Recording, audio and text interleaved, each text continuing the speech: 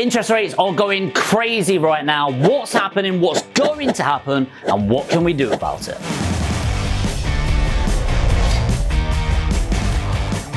So it shouldn't really be a shock with inflation going through the roof. It's predicted to peak in October at 13%. Yes, I said it, 13%. With a recession on the horizon, one of the only ways through fiscal monetary policy is to increase the interest rates to bring this down and really dampen the impact of the recession that is pending and the doom that's coming around. So it shouldn't be a shock. And by the way, the next time this is getting looked at is the 15th of September. And my prediction is it's going to go up another 0.25%, but we'll see if that comes true. Now, when we're going to come into this recession is another thing. People going, oh my God, it's round the corner. People have been saying that since I started in property about 8 years ago, right? But there's around a 30% prediction right now that the recession's going to come in 2022, and there's a 40% prediction of it happening in 2023. I personally think that it's likely to get dampened like a technical recession 2 quarters in a row where there's a dip in the market or GDP is going to come into 2023, but I think our real recession is going to be 2025 to 2026. Personal opinion, of course. Now, latest increase was from 1.25 to 1.75% base rate, and that's the Bank of England. That's the highest increase, by the way, in the last 27 years. Now, the one way of looking at that is, oh my God, that's the highest in 27 years. That's absolutely crazy.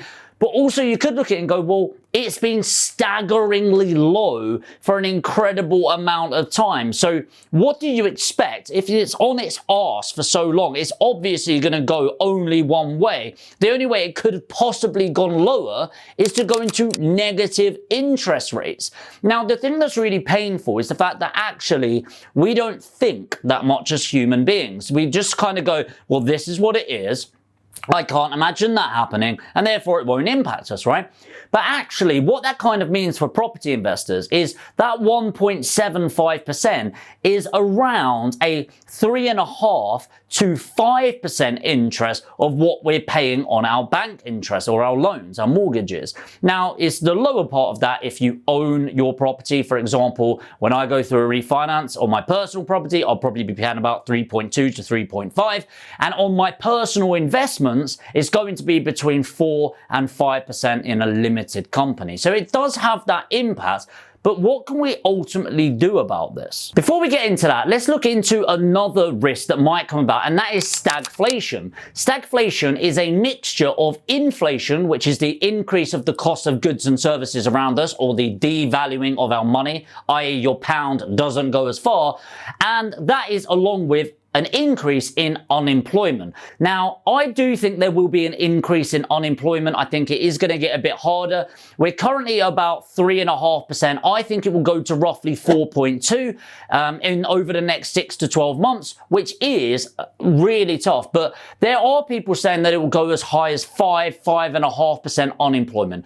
Personally, I do not see us going into a state of stagflation. I think the inflation will peak at the 13% and then start coming down due to the measures that have been appropriated by the Bank of England. So what the bank has done is they've increased the interest rates. What that does is it encourages saving. And then when savings encourage, people are saving more, obviously. And then what they do is they start spending as much, and then inflation starts to curtail. I think that will be about 13% to start coming down.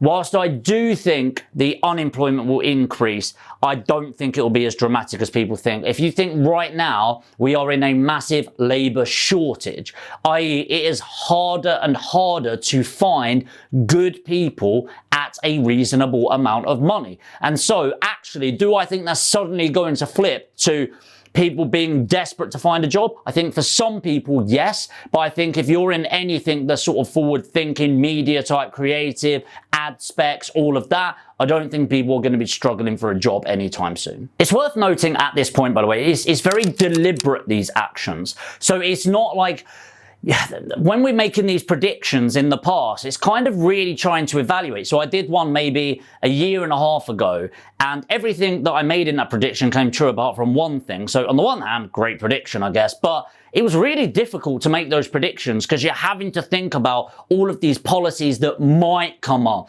and people's opinions that might come into play. Whereas now, actually, it's very black and white because all of these are very deliberate moves, very deliberate predictions, and we know what's going to happen, give or take, okay? And the outcome of that is the only thing that's really hard to predict. So there are obvious impacts of this. Well, number one impact is the mortgages, right? Obviously, the increase in interest rates end up leading to an increased cost of mortgages. The impact that has to you and me is that our living standard will have to drop. There it is, right? It sucks, but it is what it is. And actually, we can bitch and moan about that, or we can appreciate the fairly ridiculous living standard that we've had over the last 5 to 10 years, because it does become the norm eventually, right? Deliveroo, going out for meals, going out for, I don't know, the cinema or the activities that you enjoy doing. But actually, that isn't an automatic right. That's not what the average person historically has had.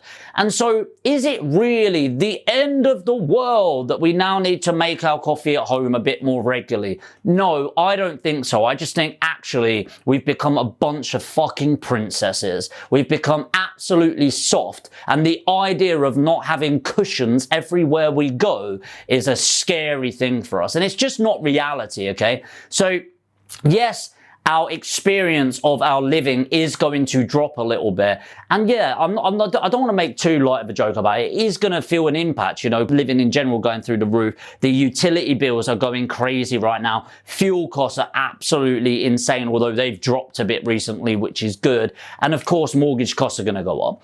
For the investors watching this, it's actually only really going to have a short-term impact, because what ends up happening is, unfortunately, because of these interest rate rises, people that put down 5% deposits that physically cannot afford their mortgages anymore will end up selling off. They will end up needing to rent. The rental market is just hugely undersupplied right now. It's not, and we've got landlords selling off portfolios. And so what this means for people holding their portfolio, the rents that are already going crazy will get even more crazy, and the cost of rent will end up going up to the end user, which ultimately is the tenant. It is what it is, but ultimately short-term pain for landlords, long-term massive gain. And so actually our profit margins will likely be very similar in the long term, if not going up. Just my prediction again. I'm not saying it's right, I'm not saying it's wrong, but I'm just really not worried from a landlord's perspective. Now, Andrew Bailey, the governor of the Bank of England, will say that this is mainly caused by the Russia-Ukraine conflict that's going on. Basically, Russia being a bunch of wankers to Ukraine. And so the rest of the world has reacted by saying, well, tell you what, we're going to starve you off, Russia, because we don't agree with this. Personally, I think that's fucking stupid, as if buying from the country is going to do anything to Russia, one of the most wealthy countries in the world.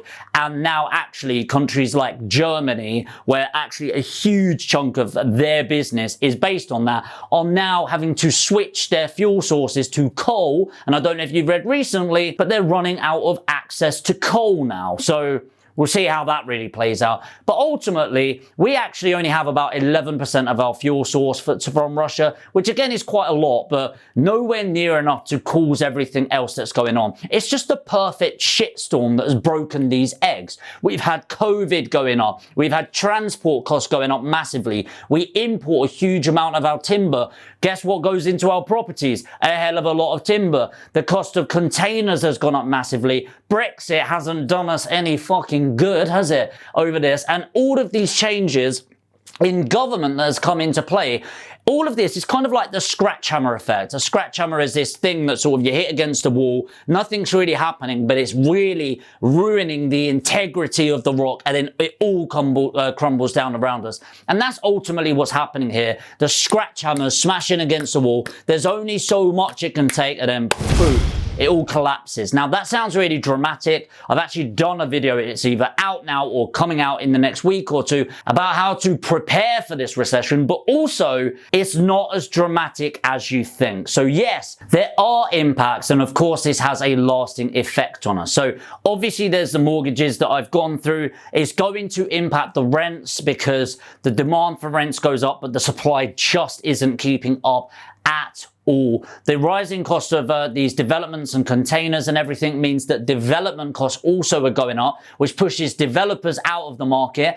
Planning in the UK is fucking shockingly slow and difficult, and so the increased cost of purchasing a new build property means the ultimate increase in the price of property in general. So it's a lot of puzzles within this. The other thing that it's doing that's caused with this rising interest is caps around utilities. Now, this was a really fucking stupid decision by government, in my opinion. If you don't know the caps, it used to be that every 6 months, the utility companies were allowed to look at their costings and then put it forward.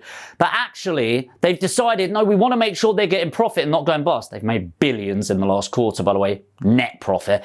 And then we're going to do it every 3 months. And so we've got these hikes, and hikes, which I personally hope the government stops that shit, because as of next year, the average household cost of utilities will go up to £4,200. And by the end of 2023, will likely go up to £6,000. Imagine your gas and electric being £500 a month. Now, my hope is the government wakes up and does something about that, but obviously time will tell. So as investors, it might mean that in the short term, and when I'm saying short term, I mean about 6 months, we might have to accept a slightly lower net return on our investment. So I typically aim for a long-term 7%. It might mean that I need to aim for 6% over the next 6 months or so. That is absolutely fine. The number one key is that you're factoring in the increase in interest when you're going out there and putting in your offers. You are not likely to beat inflation. It's like 9.5% going up to 13% by October is the prediction. Do not try to beat that. You are just trying to hedge the risk against that. So trying to get as much income as possible. To conclude, would I stop investing? Absolutely not. Do not delay. Just protect your savings as much as possible. Get 6 months in there, and then you need to get the rest of it out. Every pound is a prisoner. You need to get it out of your bank and get it working for you. Just be smart about your investments. Make sure that the income produced from rent is covering those increased interest rates. I'd probably factor it in at about 5.5%. Not that you're paying that, by the way, but more, is it still paying me a positive income at that 5.5%? And as long as it is a good, long-term, solid investment plan for you. So you got 2 options, really. Well, I guess you got 3 options. You can either bitch and moan about it, you can do fuck all about it, or you can be smart and get investing. For me, I am still aggressively investing. My target is 3 to 5 purchases in buy-to-lets every single month. My investors, I'm telling them to do the same. Get your head down, get invested as much as possible, but ultimately the choice is yours. I am never going to make my decisions and my investment decisions based around the macroeconomy. I'm looking at the microeconomy, which is me, what I want to do. And I'm a big believer that the best time to buy property was 20 years ago. The second best time is today. So yes, factor in the interest rates, listen to the economy, take account of that in your figures, update your spreadsheets, but definitely don't delay your investments in this. Just be smart about the investment decisions. But hey, that's just my opinion. Let me know what you think in the comments below. If you're new to the channel and you want to find out more about property investing and hey, just my opinion, make sure to hit the subscribe button and the notification bell. Hit the like on your way out. It really does help me out, and I'll see you in the next video.